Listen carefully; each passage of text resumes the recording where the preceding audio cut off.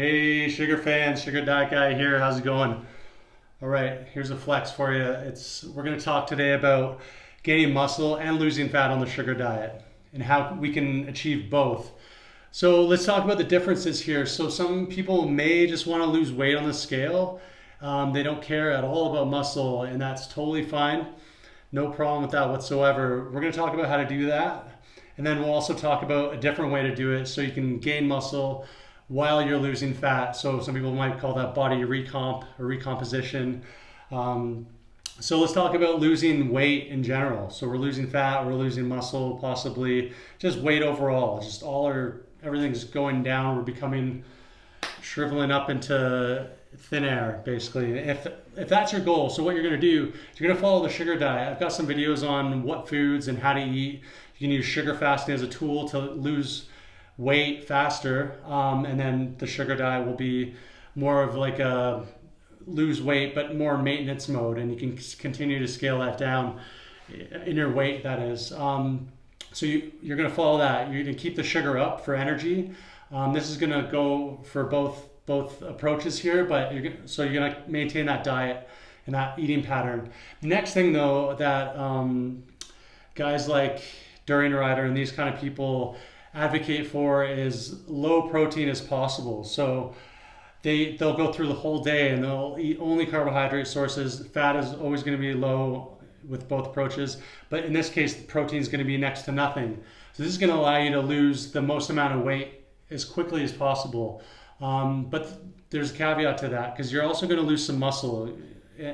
That's a given. If you give your body no protein, it's not going to have enough to maintain that muscle. So there's a certain amount your body does need. It's a lot less than we've been told, but there's definitely an amount that's going to maintain your muscle, and it's not zero. The next biggest thing is the stimulus. So if we're not going to give our body the stimulus, we're going to obviously not be able. It's basically a signal to your body that it wants to build or hold on to muscle. So if you don't give it that signal, then you're gonna lose muscle, but your weight will come down. So if the scale weight is the most important thing to you, if you want to be like a marathon runner or biker, something to do with cardio more so, might want to follow this to a point because then you're going to lower your weight, which makes these things so much easier. Either way, you're probably going to be in a healthier state losing weight if you were overweight. So this is still a good approach. So now the difference is, let's talk about how we're going to gain muscle. So it's basically the opposite approach in some ways. Like I said, the sugar diet aspect of this stays exactly the same. But what we're going to do here is make sure we add some lean protein in the mix. We won't get into all the sources today, but it could be like chicken breast, could be lentils and beans if you're a vegetarian. It could be fish, white fish, egg whites. You can use some gelatin. You can make Jell-O too. This is something I like to incorporate because I just love the taste and feel of that. It's like eating like when you were a kid. You just have that Jell-O and life's good. So these are all ideas you can use for the protein sources. How much do we need? Studies kind of say the lowest, not the lowest, but mid-range would be somewhere from 60 to 80 for a woman, and maybe 80 to 120 for men would be the maximum you would need. A lot of people have been saying for the past 10 years that you need a gram per pound, and this is overkill by a long ways. All I would say in this case is do some experiments, run something for a month and see how you feel, see how your performance is. Is my strength going up? Does it look like I'm gaining some muscle?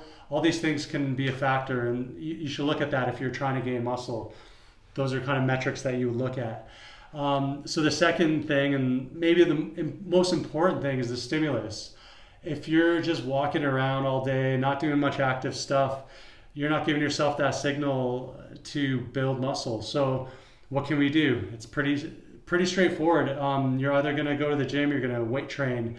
You can do calisthenics and body weight stuff. You don't need to go to the gym for that. You can do that at home. It's push-ups, pull-ups, have a set of rings, which I love. I'll get into more videos about that stuff at some point. But those are the kind of things that you need to build some muscle. So either the weights or body weight. If you have a really active job, like a construction worker or something along those lines, you might get away without having to do any extra stuff, which is awesome. You just build it into your daily life.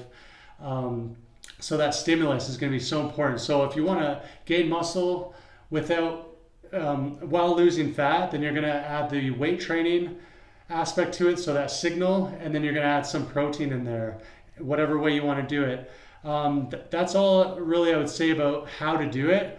Why might we want to add some muscle in this process while we're losing fat? Muscle, for one, can soak up more of those carbs, which means we could eat more in a day. So it's going to raise your metabolic rate over time. That means we're allowed to eat more without gaining fat. So there's one pro to having more muscle. So in the long term, this is going to be a great strategy. If you lose all your muscle, then your calorie count has to go down, down, down. And you're going to be eating less, which means you can take in less nutrients and you might have less energy overall. Secondly, it does help your insulin function because your muscles actually soak up those carbs. Instead of it going straight to your bloodstream and hanging around there too long, it can be soaked up in your muscles, which again is going to help your energy levels in the long term. So I advocate for at least some sort of strength building. It doesn't matter how you do it. Build it into your day, or do some kind of regimented strength training program or calisthenics, weights, all these kind of things. Anything goes. They're all the same in the end, as long as you're giving your body that signal. If you guys have any questions about that stuff, I'd love to get into it more. Some details maybe I missed. Let me know in the comments. If you like this kind of video or you like any of my videos, please like and subscribe. And I'll try to keep making this content for you guys because I'm enjoying the feedback and the community. Everybody's really cool here. So let's keep this going. All right, catch you next time, guys.